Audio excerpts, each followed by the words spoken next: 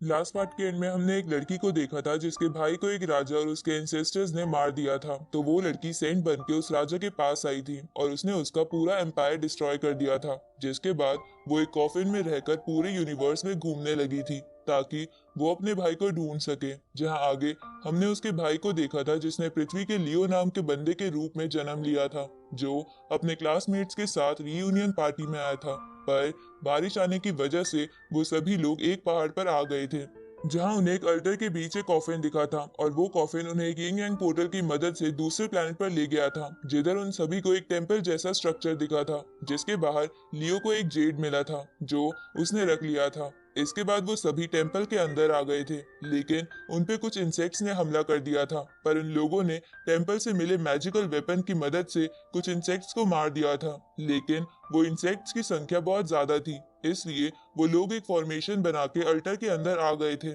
जिसके बाद वो लोग उन इंसेक्ट्स का सेक्रीफाइस देकर ब्लड की मदद से वहां बने स्टैचू की पावर को जगा रहे थे ताकि उससे यिंग यांग पोर्टल ओपन हो जाए। लेकिन उसी वक्त एक बहुत बड़ा गॉडजिला जैसा बीस्ट उस टेंपल को तोड़ के उस अल्टर के पास आ गया था। अब आगे तो इस पार्ट की शुरुआत में वो गॉडजिला जैसा मॉन्स्टर अल्टर के पास वाली बड़ी फॉर्मेशन को क्रैक करके अल्टर के अंदर आने लगता है, जिसकी वजह से उस अल्टर में उन सबको झटके महसूस होने लगते हैं। तभी पोम्बो लियो से पूछता है कि ये चीज असल में है क्या। इस पे लियो बोलता है कि हो सकता है कि ये उन इंसेक्ट्स का एंशिएंट गॉड हो।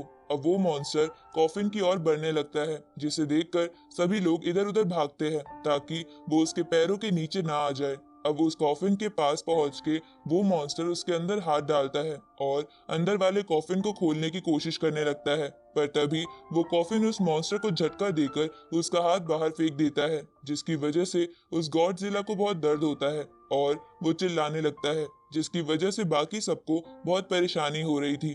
तभी वो मॉन्स्टर फिर से कॉफिन की ओर बढ़ता है, जिसकी वजह से उसके हाथ पर बंधी जंजीरें इधर उधर जाने लगती है, जिससे वो लोग बड़ी मुश्किल से बचते हैं। तभी लियो एमिली को ऐसी एक जंजीर से बचाता है, पर उसी वक्त वो खुद उस गॉडजिला के पैरों के नीचे आने लगता है। लेकिन तभी लियो की जेब में रखा वो जेड गॉडजिला के पैर को अपनी एनर्जी से हवा में ही रोक देता है और इतने समय में पोम्बो लियो को बचा लेता है। उसी वक्त गॉडजिला की चेन्स की वजह से अल्टर पर बना एक स्टैचू टूट जाता है, जिसकी वजह से यिंग यांग पोर्टल को ओपन होने के लिए इतनी एनर्जी नहीं मिल रही थी। तभी लियो को एक आइडिया आता है और वो पोम्बो को बाकी सबको बचाने का बोल के खुद एक स्टैचू पर चढ़ने लगता है। इस तरफ बाकी लोग उन चेन से बच रहे थे।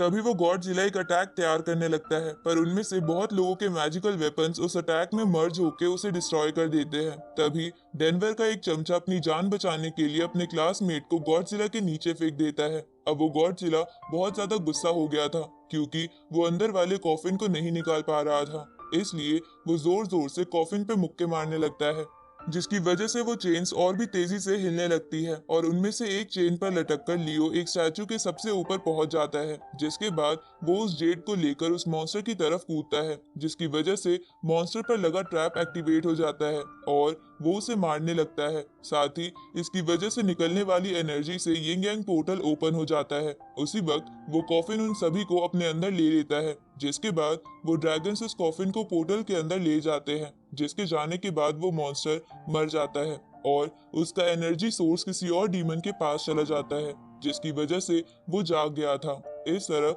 वो सभी कॉफिन के अंदर आ गए थे, जहाँ पोम्बो उन इंसेक्ट्स को गाली देने लगता है क्योंकि उनकी वजह से पोम्बो के कई क्लासमेट्स मर गए थे। आगे वो सभी एक जगह बैठ जाते हैं और लियो अंदर वाले कॉफिन को ध्यान से देखने लगता है। तभी उसके पास एमिली आती है और लियो से कहती है कि इस कॉफिन पर बना डिजाइन तो किसी मैप की तरह लग रहा है, लेकिन ये मैप किसने बनाया है। इस पे लियो बोलता है कि जिन चीजों को आज हमने देखा वो हमारी समझ से दूर है, शायद ये सब किसी एलियन सिविलाइजेशन से जुड़ा है। तभी एक क्लासमेट कहता है कि पता नहीं ये सब क्या चीज है, पर चलो हम थोड़ी देर सो जाते हैं, हो सकता है जब हम फिर से उठे तो हम अर्थ पर हो। अब उनमें से कुछ लोग सो जाते हैं और कुछ अपने चाहने वालों को याद करने लगते हैं। थोड़ी देर बाद हम उसी बंदे को देखते हैं जिसने डेनवर के कहने पर लियो को मारने की कोशिश करी थी। तभी वो बंदा अपने सीने को दबाकर जमीन पर गिर जाता है, तो उसके पास बैठा लियो उसे देखने लगता है। उसी वक्त आवाज सुन के बाकी सभी जाग जाते हैं। तभी पोम्बो उस बंदे की वाइटल्स चेक करता है और उसे पता चलता है कि वो मर गया है। ये सुन के वहां खड़े सभी लोग हैरान हो जाते हैं। तभी इस मौके का फायदा उठाने के लिए डेनवर लियो से कहता है कि तुम बहुत ही गंदे हो, तुम्हें भले ही उस पे गुस्सा आ रहा था पर तुम्हें उसे मारना नहीं चाहिए था। ये सुन के लियो कहता है कि मैंने उसे नहीं मारा।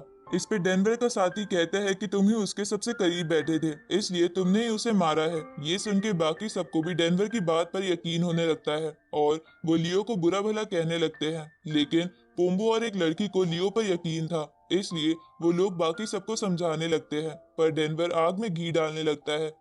तभी वो फॉरेनर भी कहता है कि लियो का ही इस बंदे के साथ झगड़ा था, तो यही इसे मार सकता है। ये सुन के पोम्बो उसे गुस्से में चुप रहने को बोलता है, क्योंकि वो उनके ग्रुप का नहीं था। लेकिन एमिली पोम्बो को शांत रहने को बोल के कहती है कि मुझे भी लियो पर शक है। तभी हम एमिली की आंखें देखते हैं जो रेड हो रही थी, जिसका मतलब उसे किसी ने पोजेस कर रखा था।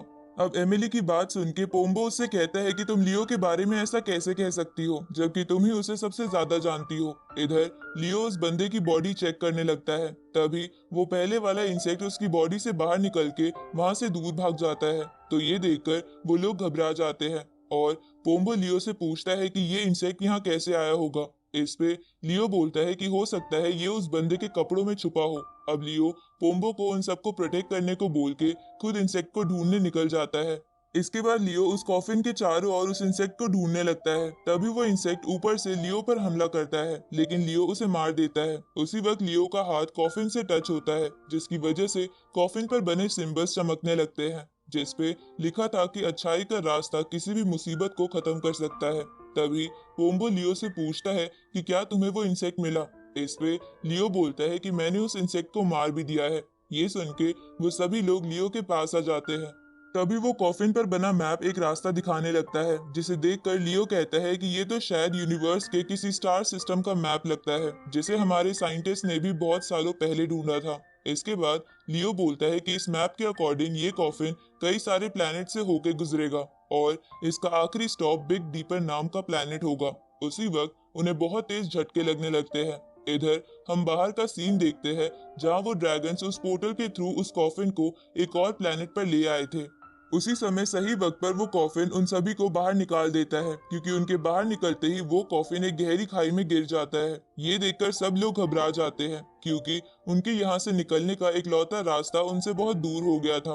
तभी डेनवर कहता है कि मैं तो यहाँ नहीं रुकने वाला, मैं यहाँ से जा रहा हूँ। इस पे लियो उसे कहता है कि हर चीज एक रीजन की वजह से ही होती है, हमें बस वो रीजन ढूंढना होगा, जिसके बाद हम शायद वापस घर जा सकते हैं। ये सुन के पोम्बो लियो का साथ देते हुए कहता है कि हाँ, तुम सही कह रहे हो, हमें एक साथ ही रहना चाहिए। ऊपर से ये प्लेनेट तो थोड़ा बहुत अर्थ की तरह ही लग रहा है। इस पे एमिली पूछती है कि क्या इस प्लेनेट पर ह्यूमंस होंगे। ये सुन के लियो कहता है कि वो तो हमें इस पहाड़ से नीचे उतरकर ही पता चलेगा। अब वो सब एक साथ उस माउंटेन से नीचे उतरने लगते हैं। तभी हम उनके ऊपर से एक बहुत बड़े बर्ड बीस्ट को जाता देखते हैं और इसी के साथ ये पार्ट यहीं खत्म होता है।